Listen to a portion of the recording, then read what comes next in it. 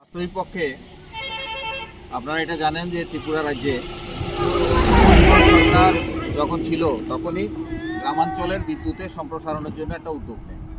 মন্ত্রী ছিল বাদল চৌধুরী, তিনি প্রথম উদ্যোগ গ্রহণ করলেন তিনি, এবং গ্রামের দিকে বিদ্যুতের সম্প্রসারণটা প্র্যাকটিক্যালি তখন শুরু হয়ে গেল।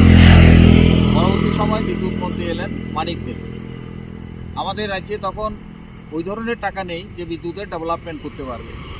তার জন্য ওয়ার্ল্ড ব্যাংকের কাছে 1700 কোটি টাকার একটা প্রজেক্ট সেখানের মধ্যে পাঠানো হয়, 1700 কোটি টাকা, এবং 2016-17 সালে এই টাকাটা মঞ্জুর হয়। কিন্তু আপনারা জানেন যে তারপরে বামফ্রন্ট সরকার ক্ষমতাচ্যুত হয়, যার ফলে ওই প্রজেক্টটা মঞ্জুর এলে পরেও তার উপর তখন নির্বাচনের প্রক্রিয়া বিভিন্ন কিছু, তার জন্য এই কাজটা করতে পারেনি। এর পরবর্তী সময়ে এই কাজটা হাতে নেওয়া হয়েছে এবং এই প্ল্যান, সমস্ত পরিকল্পনা, কোথায় কোথায় সাবস্টেশন হবে, কোথায় কী লাইনগুলো হবে, এগুলো সব আগে থেকেই তৈরি করা হবে।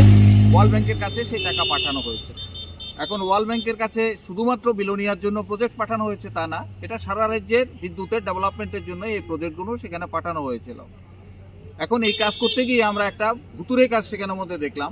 মানুষের মধ্যে প্রশ্ন, কয়েকদিন আগে আমরা সোশ্যাল মিডিয়াতে দেখলাম, মানুষ যখন রাস্তা দিয়ে, এখানে হাজার হাজার মানুষ যাত্রীরা যাতায়াত করে, তারা সবাই আমাদের কাছে ফোন করে জানতে চাইছে যে ঘটনাটা কী আসলে। এই পোলগুলো গাড়ালো প্রায় 1000 খানেকের উপরে পোল, আমার কাছে মনে হয় তার থেকে বেশিও হতে পারে, এবং প্রতিটা পোল ঢালাইয়ের ক্ষেত্রে নিচে 6 ফুট, আমি এখন মেপে দেখলাম 6 ফুট নিচে ঢালাই, তার উপরে আরও 1 ফুট সেখানে ঢালাই, তারপর হচ্ছে এই পোলগুলো, এই সমস্ত পোল এখন সেখানের মধ্যে তুলছে, যার জন্য আবার সে লক্ষ লক্ষ টাকা সেখানে সরকারের অপচয় হচ্ছে। পোলগুলো অনেকগুলো ভেঙে গেছে, এই পোলগুলো আবার কী কাজে লাগাবে, এত ভারী ভারী পোল ঢালাই সহ এটা কীভাবে কাজে লাগাবে এটা জানা নেই।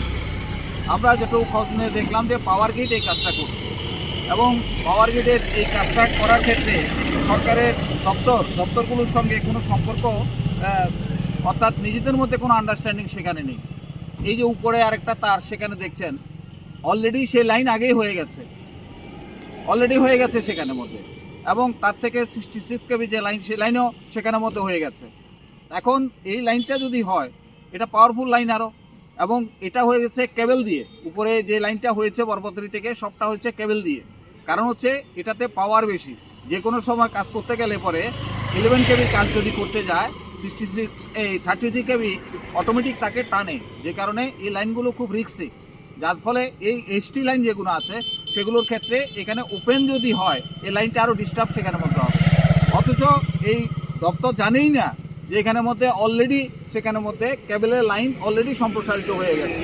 এই হচ্ছে একটা ডিপার্টমেন্ট, এখানে কোটি কোটি টাকা, যে টাকা ঋণ করে আনা হয়েছে সেখানের মধ্যে, বিশ্ব ব্যাংক থেকে ঋণ করে আনা হয়েছে, আর সেই টাকা নিয়ে আজকে এখানে প্ল্যানহীনভাবে এই কাজগুলো সেখানের মধ্যে করছে।